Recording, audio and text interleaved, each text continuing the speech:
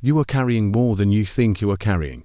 Not tasks, not responsibilities, not deadlines or conversations or unfinished projects.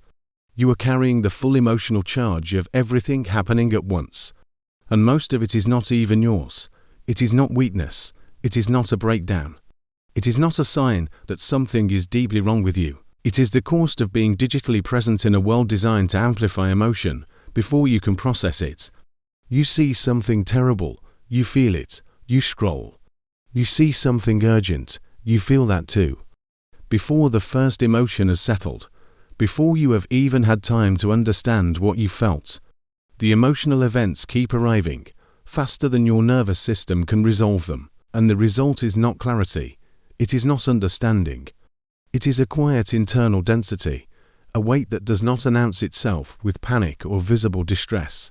It just sits there, heavy, unnamed, always present. Most emotional noise in the digital era does not come from what happens to you directly.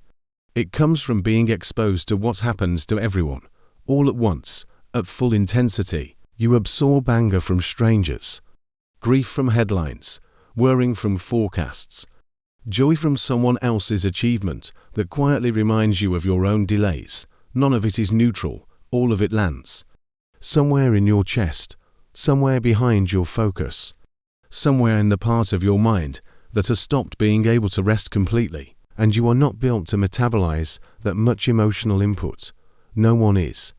The human nervous system evolved to process emotion in relation to direct experience. Something happens to you, you feel something. That feeling moves through you. It resolves, or it changes you, or it fades. But now, you are flooded with emotional signals that have no resolution path, no action to take, no real relationship to your immediate life. You just feel them, all of them, layered, blurred, competing for space inside a mind that was never designed to hold this much emotional frequency at once. And the most dangerous part is how normal it feels now. You do not even notice the overload anymore. You just feel tired, emotionally dulled, quietly irritable, detached from things that used to move you. You think something is missing. You think you have lost something essential, but you have not lost anything. You are just emotionally overstimulated to the point where the system shuts down non-essential processing to survive. It is not depression. It is not burnout. It is emotional saturation. And it looks exactly like emptiness from the inside. Because when you feel too much for too long, your mind stops signaling clearly.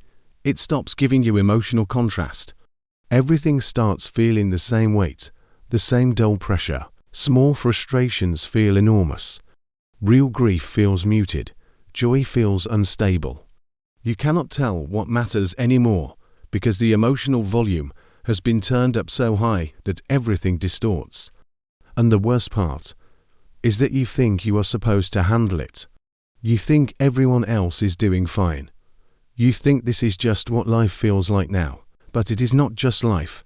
It is digital emotional architecture, designed to generate constant feeling, to keep you alert, engaged, reacting, and it works. Until your system quietly gives out. The fatigue you feel is not laziness. It is not avoidance. It is not evidence that you are failing. It is the outcome of trying to emotionally process a world moving faster than human perception was built to follow. And the strange thing is how invisible it is.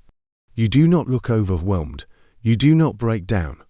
You just feel heavy, flattened, like you are watching your own life from a distance. And you keep moving, because stopping feels impossible.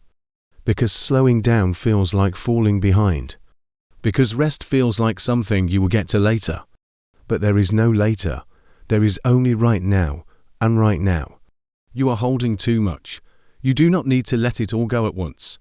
You do not need to shut everything off. You do not need a total emotional reset. You just need to stop pretending that carrying all of this is normal, that feeling everything at once is fine. That you can keep absorbing the emotional frequency of the entire internet without consequence. It is okay to feel everything, but it is not okay to believe you have to carry it all. Some of it is not yours.